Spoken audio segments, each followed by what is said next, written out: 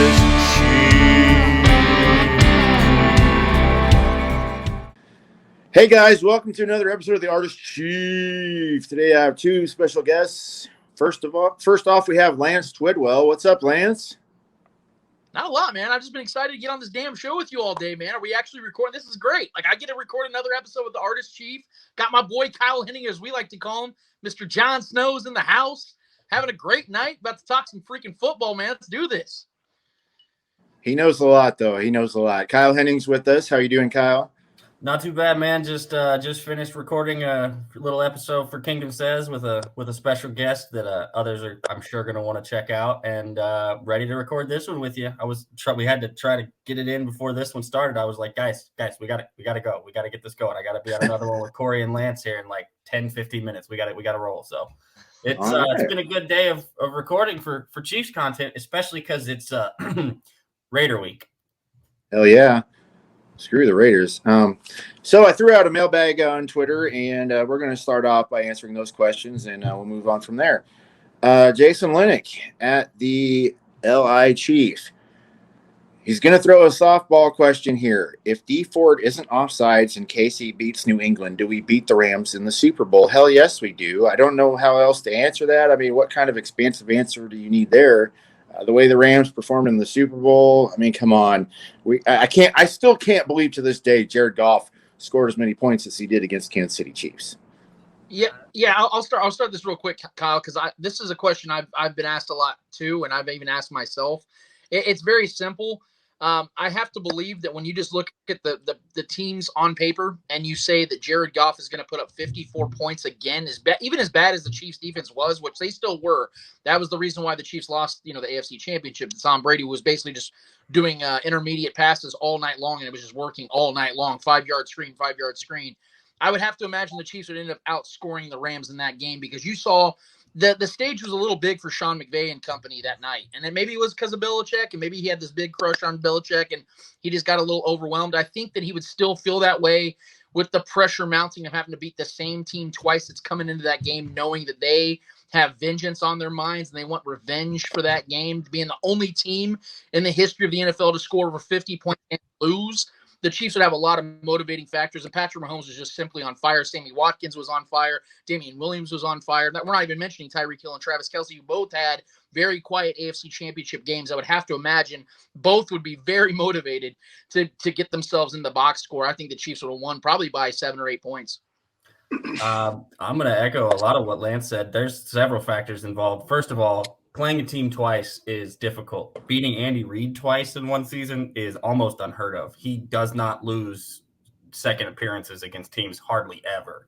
I think Mitch Holt has tweeted a stat: revenge games or second games of the year. I think he's 8-0 or 9-0 in his tenure in the last few years in Kansas City with that. I don't think there's a chance in the world that you see the Rams score 54 points again in that game.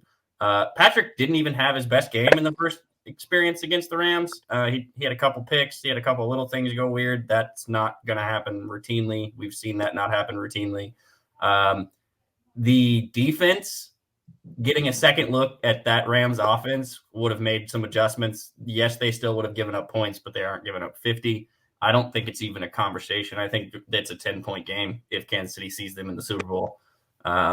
It's frustrating, but it is what it is at this point because you may get an opportunity to see them this year and explain and have that happen anyway. So we may get to find that answer to that question out in person in the Super Bowl in LA, because why don't we always just play teams at home in the Super Bowl? Right.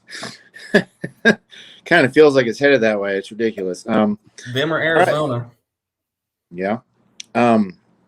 At Anthony Tattoo U asks, are people who demand links to articles to confirm everything as reported the same people who think Tyreek broke his son's arm because the Star reported it? I'll take this, considering it's directly for me. That's fine. No, I don't require links to articles. I require it not to be some dude who you trust that not everyone else trusts. I've addressed, or not everyone else even knows who this person is. Your source confirmed. That's fine. You can believe it. I said that to you on Twitter. The Star reports a lot of things. The Star's had its own issues, and we've all, I think, addressed the fact that the Star jumped the gun heavily on the Tyreek story. And the evidence proves that. All I asked for is actual evidence and not a bunch of, well, I know someone who said they saw it. So I don't need a link to an article, just any kind of confirmation from someone that's confirmed it out loud in public and other people that have actually seen it. That'd be helpful.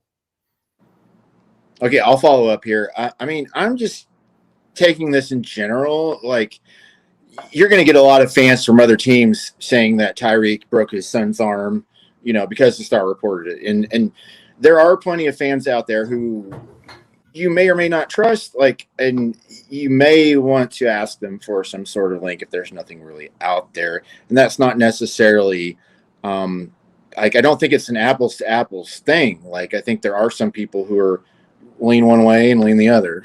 So I don't know if that makes any sense or not, but here's my other thing on just the specific scenario in which that was brought up and why that was brought up.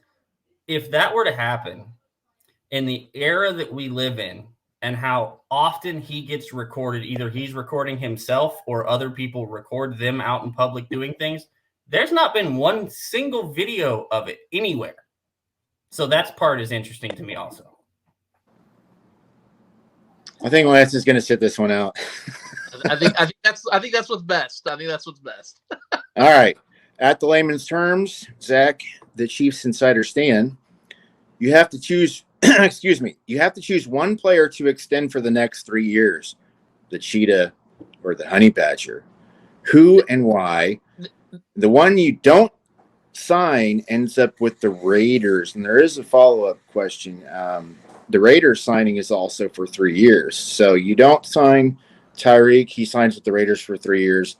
You don't sign Honey Badger, he signs with the Raiders for 3 years. I can go first.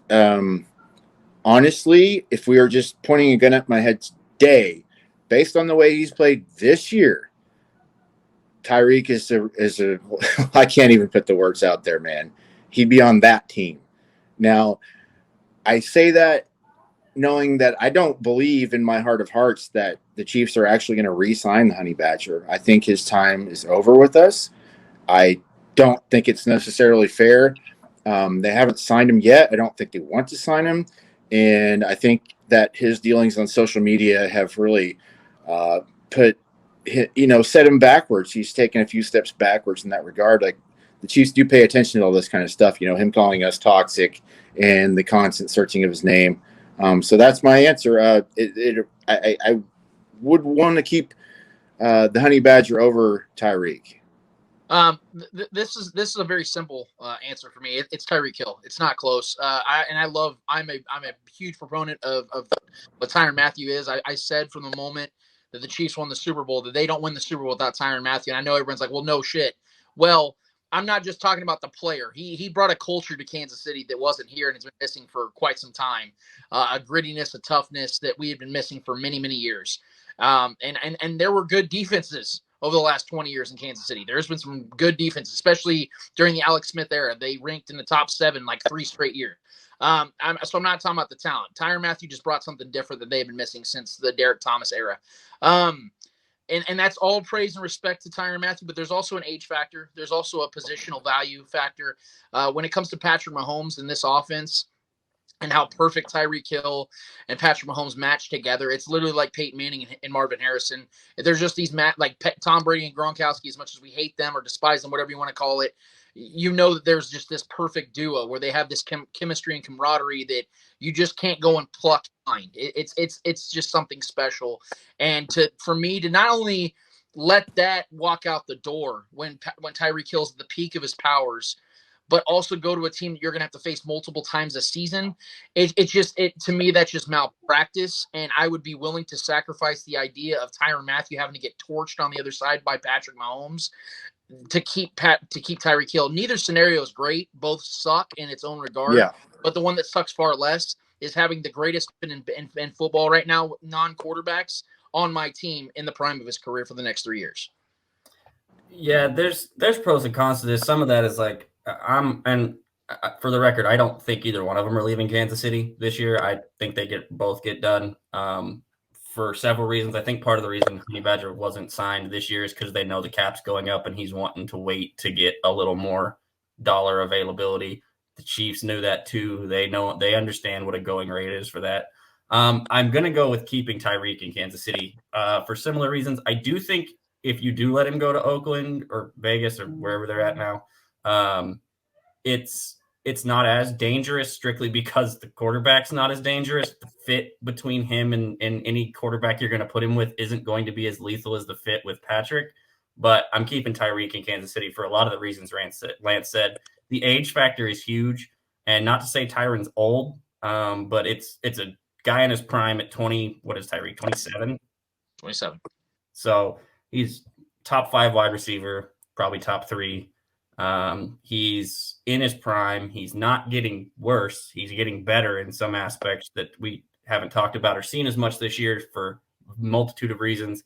The Badger, as you mentioned, is a complete change as far as locker room mentality and how that all functions. And he's an elite player, but Lance mentioned it. Positional value in the NFL matters, and safeties, while they're important, they're not on the same positional value scale as wide receiver. So if I have to choose one, I'm picking Tyreek. I expect and hope both of them are in Chiefs uniforms for the next 3 to 5. Yeah, you guys kind of sold me. I mean, I still feel the way I feel. I don't know. I mean, it's a shitty question. So it's a great question. It's just a really crap question to have to really pick between the two of them for sure. Right. And I mean, Tyron brings that leadership to the defense for sure. I mean, that's kind of where I'm leaning. And his age is a factor. Like, yeah, I understand that. And maybe we could find someone else to replace him. And Tyreek isn't that replaceable. I don't know. Anyways, I had a couple of questions I'd like to ask you guys since the mailbags ended. My first one is, we're going to talk about the holidays, okay? We're going to change subjects a little bit here. What is your favorite TV Christmas special? And what is your least favorite TV Christmas special? And I'm going to let you guys think on this for a minute. I'm going to go first. Let's see, my least favorite Christmas special is the Star Wars Christmas special because it's the worst Star Wars related thing ever, even surpassing the Phantom Menace or Attack of the Clones. It's just awful. None of the actors that were in it want anything to do with it. They don't want it out there. I think Lucasfilm, pulled it like a month later, and there's just clips of it on the internet. It's just god awful. And my personal favorite is the Charlie Brown Christmas special. There's something beautiful to it. It's sad. It's poetic. It just always reminds me of Christmas, and I just absolutely love it. What's yours, Kyle? So here's the thing. Like, for as far as I guess if they're TV, I don't know exactly where the line draws here as far as definitions on those. But as far as like the Christmas movie that I watch every year, that's a Christmas movie that it's a family tradition, but it's also one of my favorites. White Christmas is like top tier Christmas movie ever. It's one of the best. For the worst one, I gotta kind of agree with Corey here. That Star Wars Christmas special is god awful. It's so bad. I think I made it through 10 minutes at one point, like the first time before I shut it off. It was like, yeah, I can't do this. It's just not good, man. But the White Christmas is an all-time legendary movie. The singing, the acting, everything that goes into it, and it's like I said, it has a family tie, and it's a special thing at our house. But that's my go-to Christmas movie. I have a lot of rules when it comes to this time of year, and I hope you guys can understand why. Because to be honest with you, I'm a very festive person. My favorite holiday season is Halloween. That's just how me and my brothers who always grew up. We, horror movies and just the dark, sinister stuff. It was just always something very intriguing to me as a kid. And as you can see, I have a Scream mask behind me on my wall. It's just, to me, that's a festive time. But I love Christmas time as well. My whole thing is I like celebrating Christmas when it's Christmas time. And I think that a lot of people like to celebrate as soon as it hits October 1st for some damn reason, including like Target and Walmart.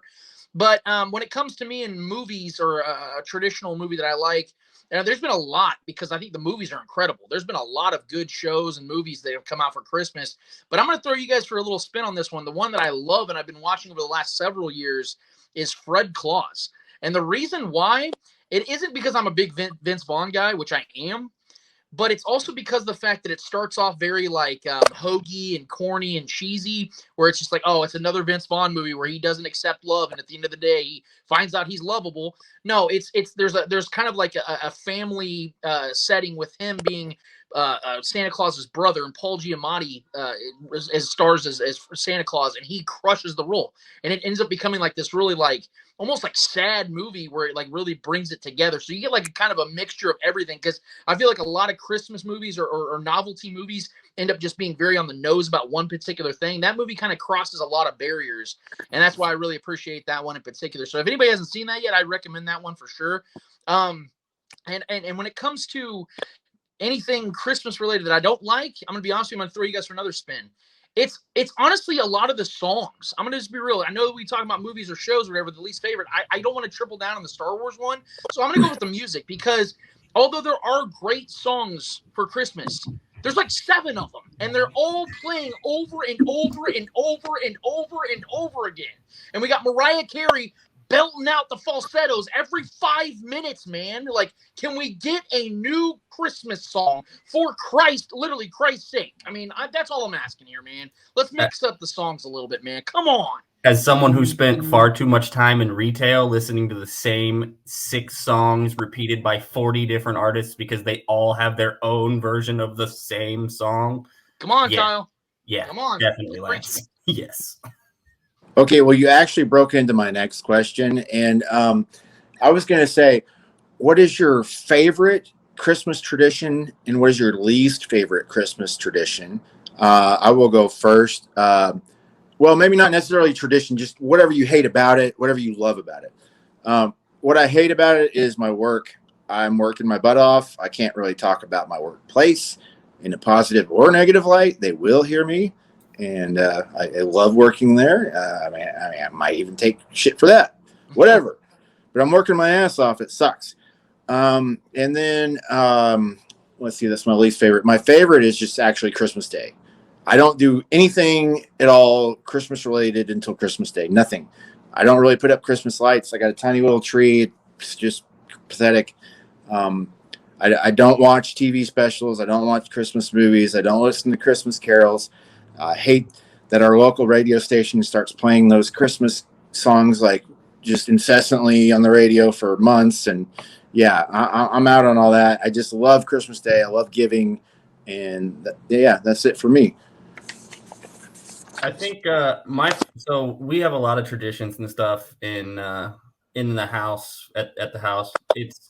And I have a huge family, so we go several days. Like, we have Christmas with one set of grandparents, and then we have Christmas with the other set, another set, and then we have another side of family, and then Christmas Day we have like 3 things go on, and then I've added my wife into it, so we've got even more stuff with more family and more, so that's all fun.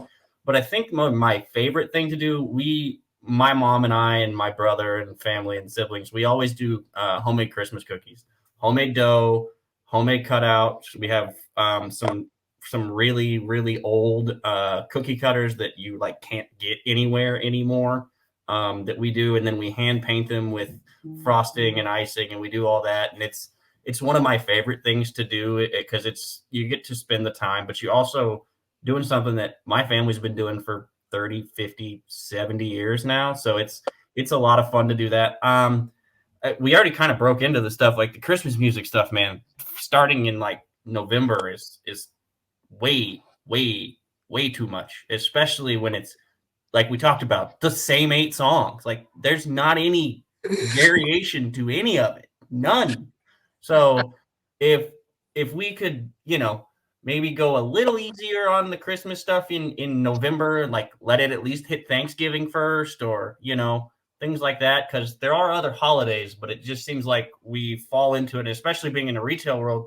You prepare for Christmas for like 3.5 months. Like, it's non-stop, starting, like Lance said, in October, when Halloween hasn't happened, Thanksgiving hasn't happened, like Hanukkah. You know what I'm saying? Like, come on, man. No, I wasn't raised in a very traditional home. I was raised around a lot of religion stuff. So that was something that obviously it was always like, you go to a candlelit service or you do this. That's obviously stuff I don't do anymore in my life as an adult. But when it comes to things that I very much enjoy at this time of year, I just keep it more sports centric. I very much love on Christmas Day the slate of NFL or NBA games. I'm a big NBA guy. I know we talk NFL on here, and I do that mostly on our podcast, and obviously the Kingdom Says as well. But I love watching NBA games on Christmas. That's like when the NBA season really feels like it's kicking off, even though it's been going on for about 2 months. That's one of my favorite traditions. Watching football at this time of year, because every game really starts to tense up and tighten up, and playoff seedings and implications really start to take shape. So sports-wise, Christmas time is just great. My least favorite thing, I'll be honest with you guys, and this might make it a little more sobering, it's just how everybody is and how stressed everybody gets, and how there's just this overwhelming anxiety across the landscape when it comes to, I got to get this person this, and I got to spend this amount of dollars, and I got to stress myself out, and I better get this for these people or else they're going to not call me next year. I'm not going to get a card from these people. It just, I really wish, and I know this is going to sound extremely cheesy, but bear with me. I really wish there was a real reason for the season when it comes to some of these folks, because the reason for a lot of these folks is very misguided, and I don't know how the hell you can enjoy it. That's why I intentionally, just to give you guys, not to be braggadocious here, that's why I buy a lot of my Christmas presents in the summer and the fall. So when this time comes around, I'm not stressing about it. I'm not freaking out about it. I wish that more people planned so that way they could really enjoy this time of year. Because, man, it is a great time of year, man. It really freaking is. And, again, I'm a festive person. Maybe some people aren't. But I feel like this is an opportunity for a lot of people to bond and get closer together and enjoy time together and make memories as opposed to stressing out. And by the time it's over, you didn't even know it started. So that's the thing I think I hate the most about this time of year, if there was anything that I did hate about this time of year.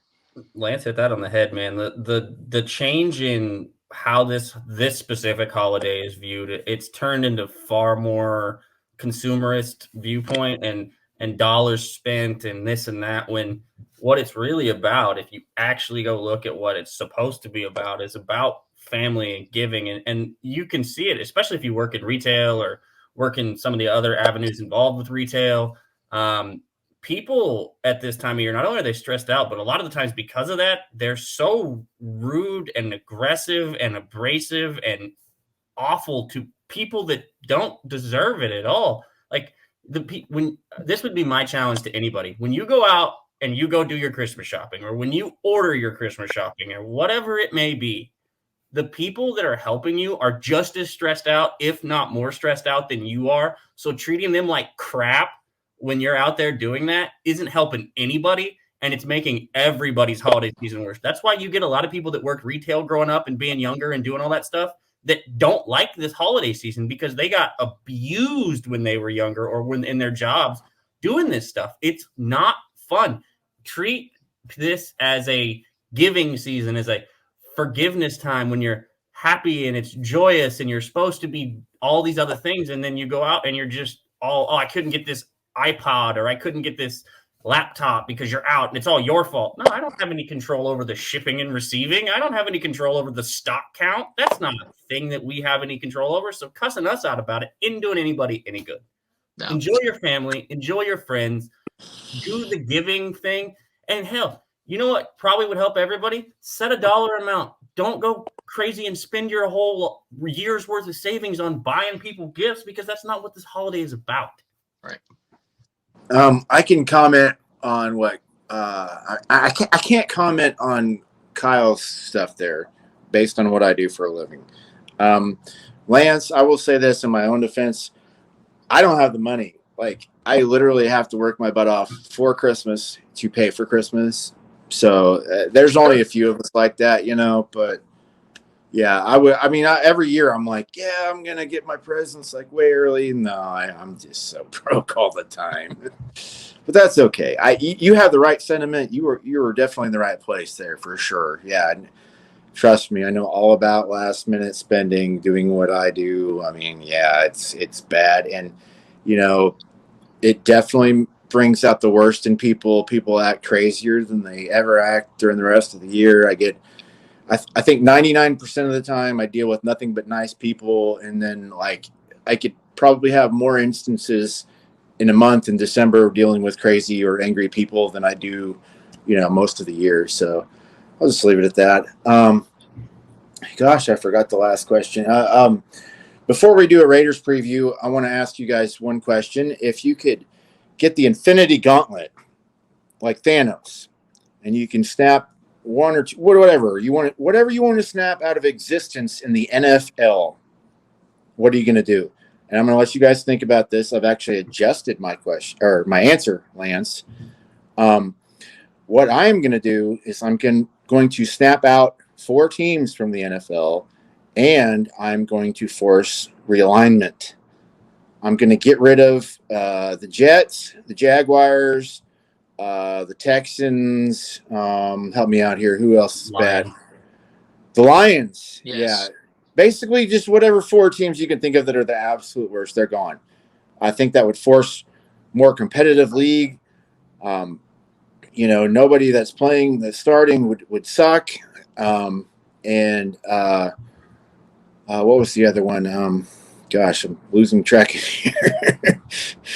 The realignment, yes. So you'd have teams like maybe the AFC West. I don't know if you call it the West, but it would be like the Chiefs, maybe the Vikings, the Bears, I don't know, Texans or somebody. I don't know. You see what I'm saying, though? It'd be more like regional based. I like the idea. I think if I was going to do realignment, though, it wouldn't necessarily be geography based at this point because the NFL is so loaded with dollars. The geography thing doesn't really matter anymore. If I was going to do that, I think I would want to see, Denver, Kansas City, and Vegas still, but bring that Seahawks rivalry back down, bring that back into what used to be part of the AFC West. Put Dallas and Green Bay and Chicago all in one, and Minnesota and that group all in one sitting. Put Tampa and the Giants and the well, is that your snap? I mean, is that what you're doing here? Oh no, I was just expanding on yours a little bit. My snap would be the taunting rule.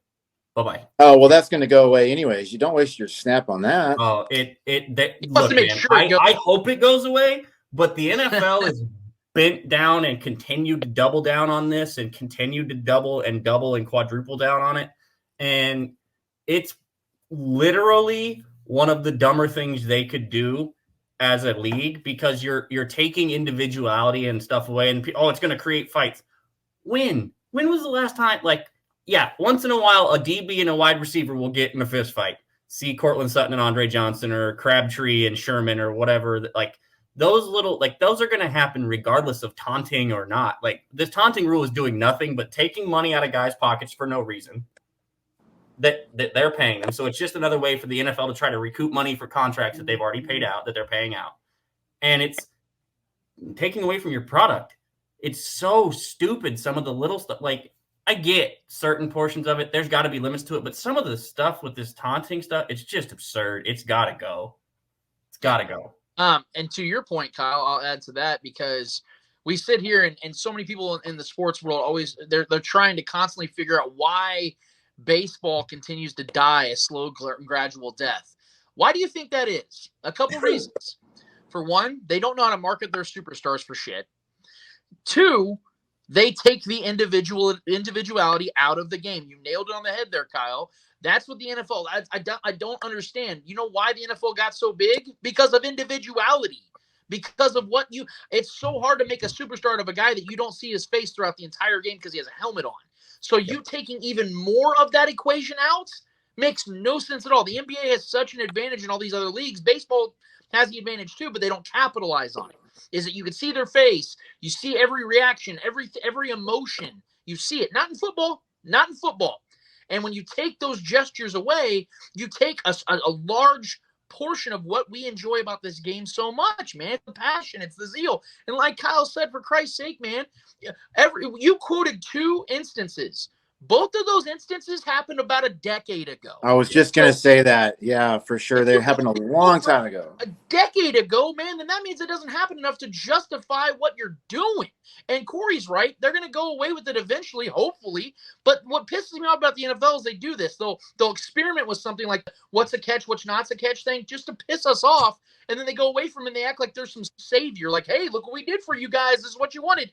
Yeah, but you created the monster. You created this. So you're not doing us a favor. You just prolong the inevitable. Anyway, my Thanos snaps. And then they turn around and promote the taunting penalties on their Twitter and on their socials and all. It's like, what are you doing?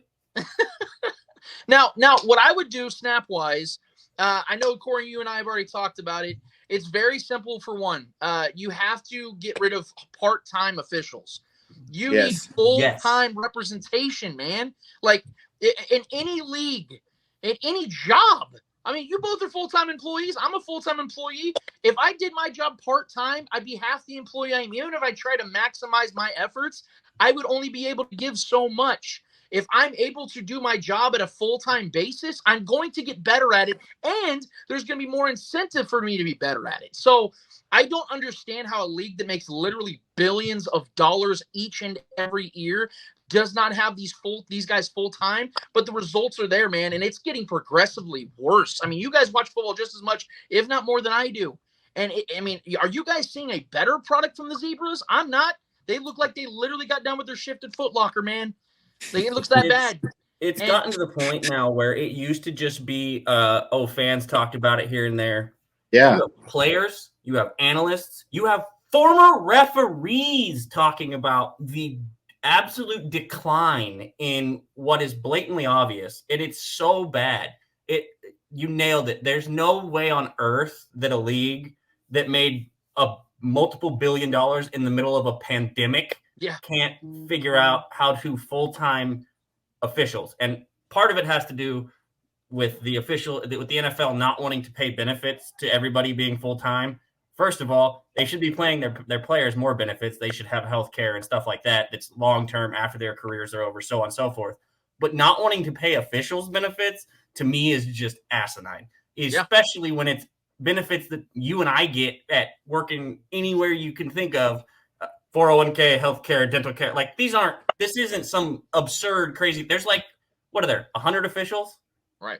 What are we doing? What is going on? The fact that these guys have to work day jobs on the side and can't study their rule book, can't study plays and watch themselves and go back and do all that. The other thing is they should be available for media availability, not a pool reporter, not one guy being able to ask them questions that they don't really have to answer.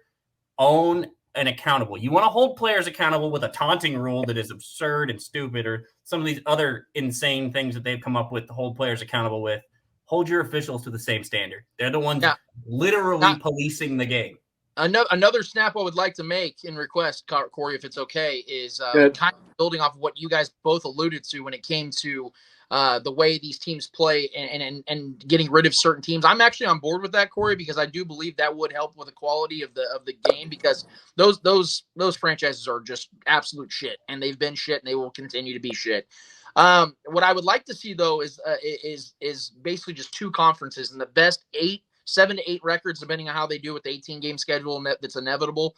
The best records make it, because what I'm sick of is seeing teams that go 7-9 or now 7-10 or 8-9 that win their division get a home playoff game. I'd like to see the best records get the best opportunities to win a Super Bowl. I'm sick of that stuff. And also, I'd like for Roger Goodell to explain to me why, because you brought it up, Kyle, why in the world the Cowboys are in the NFC East and the Carolina Panthers in the NFC South. I mean, let's just geographically, it just doesn't make sense. So there's just so many things about the NFL that just does not make sense, man. That the alignment of conferences, and the reason the Cowboys are still there is because of the old school rivalries. Well, what is the rivalry? The Giants, it's the worst division in the league every year. Yeah. Well, and surprisingly, this year they actually haven't been, which is weird, and mostly because Detroit has decided to be god-awful. Chicago has decided to be terrible, which is new for Chicago. And then you have Houston and Jacksonville in one division, and woof.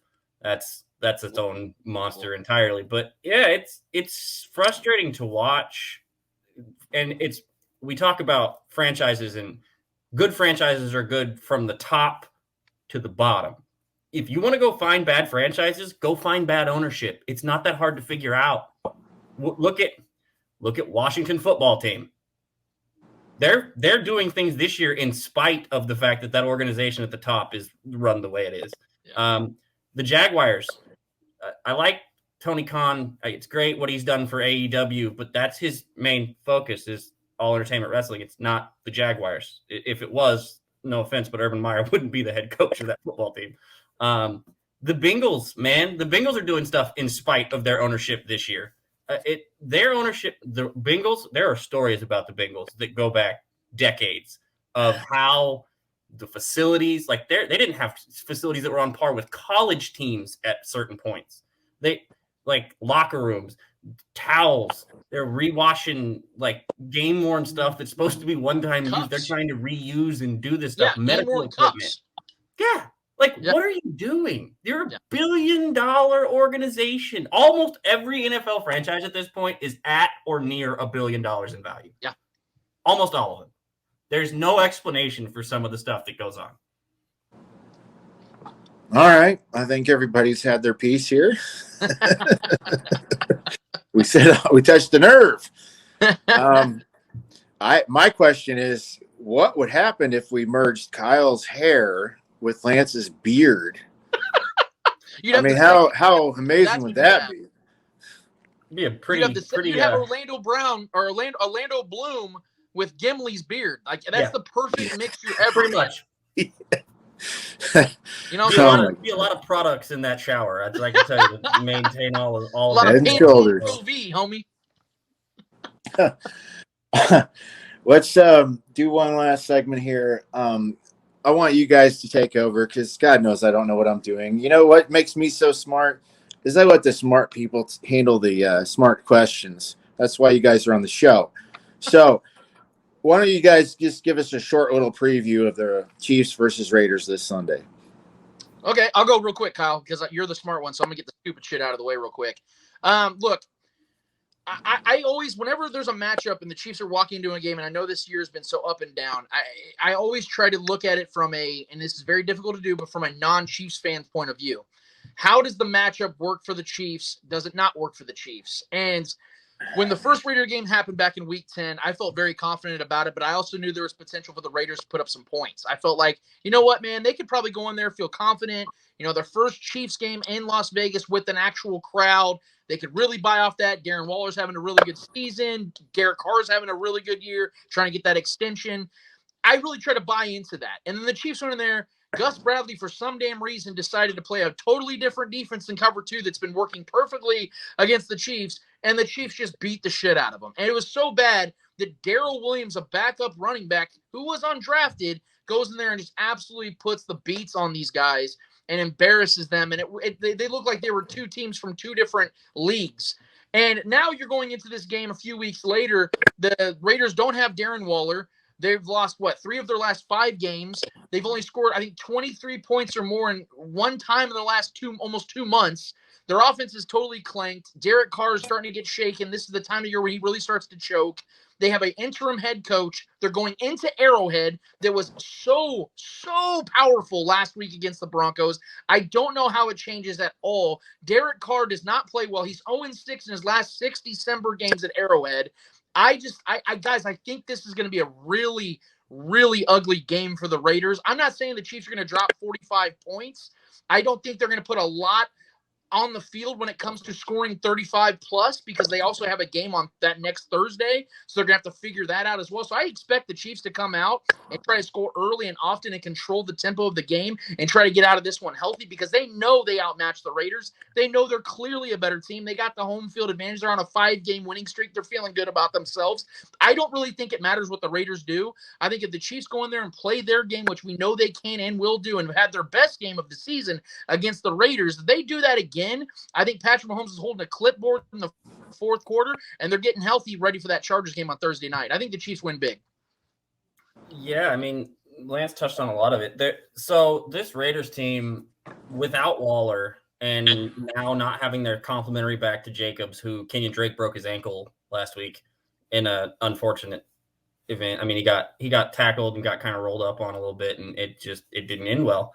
And this team, you're walking into Arrowhead in December in a division game against Andy. He doesn't lose almost at all the second time around. I think Mitch Holters put out a tweet. He's like 8 or 9-0 or whatever in second time throughs since being in Kansas City.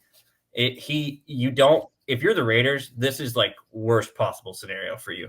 You're without your best weapon on offense.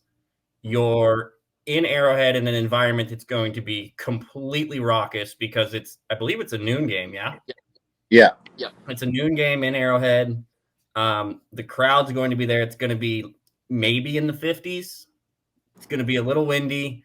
You're going to have a defense the defensive line knows what they can do to the Raiders offensive line. They know. Chris Jones introduced Alex Leatherwood to the NFL in a baptism by fire kind of way the first time they played, and Alex did not have a good day. And I liked Leatherwood coming out of Alabama. I thought he'd be a good guard in this league. Not seeing Chris Jones up close and personal. They're going to have to figure out ways to help him. I don't think Gus Bradley is going to try to do anything different. It's crazy, but a lot of these teams like to play the defenses they're familiar with and what they do. And that's kind of what the Raiders do is they play that cover 1 or cover 3, and they like to play man, and they like to we're just going to bring pressure.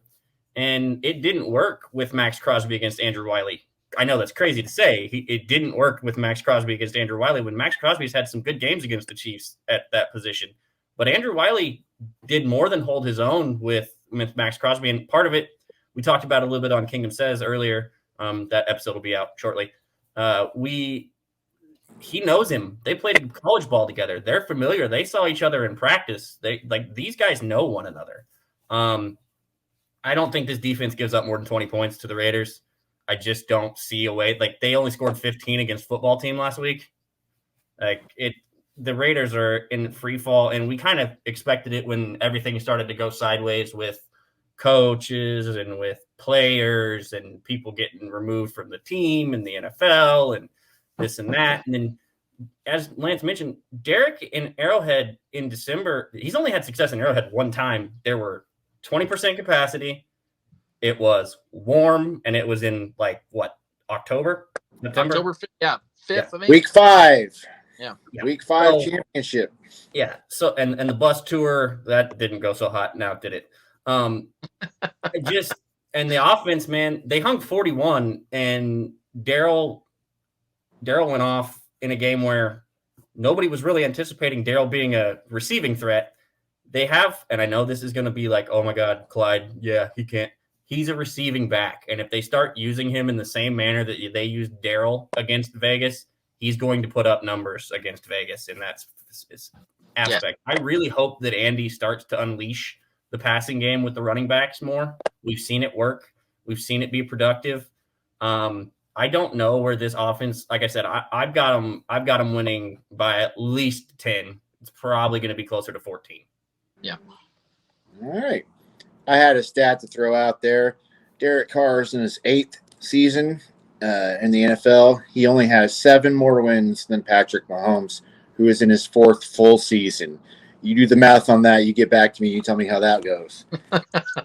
That's not good. Not great. No. I like that stat personally. Yeah, I love it. Now, before we go, guys, tell us where we can find you on social media, your podcast, all that good stuff. Yeah, so I have a weekly podcast. We actually have a show coming up tomorrow. We have a former Chiefs tight end, Jason Dunn, going to be joining us. We have a Raiders insider, your boy Q, on Twitter. He's going to be joining us as well. We're doing a little double dip action to get both sides of the spectrum on this one. We do a weekly show, like I said, very Chiefs related, very Chiefs oriented, but we talk all sports all the time. We're on Facebook, Instagram, and Twitter. You see my handle at the bottom, but if you want to follow us on Twitter, it's at Lance or at the Spoken Pod. And like I said, we talk all sports on there, man. You're free to join us on our Facebook group, which started 11 years ago this week, actually. So we are really happy to be here. And thanks for having me on, Artist Chief. We appreciate it, brother. Anytime, man. Anytime. Yep. So my personal handle is KThen16, but we do at Kingdom Says Pod is at least bi-weekly. Sometimes we go 3 times a week, depending on if we've got our artist series rolling or not, which we just finished up a contest with our friend Chris Chauncey. Congratulations to those guys. We have a pod coming out either tonight or tomorrow morning with maybe a name that Lance might have just mentioned in possibly being a guest on his show. So you guys will have to look forward to that. All of the streaming platforms. Also, over at the Say It Again Network, we have all kinds of stuff for everybody, whether it's video games, board games, pop culture, hoops, football, hockey. We've got the whole thing running. Check out the website, Facebook, Instagram, Twitter. It's the Say It Again Network. You can find it on any of those things. Corey, we appreciate you having us on. I always enjoy this. And ready to go. Let's go Chiefs. Anytime, guys. I appreciate you both coming on. I love you guys.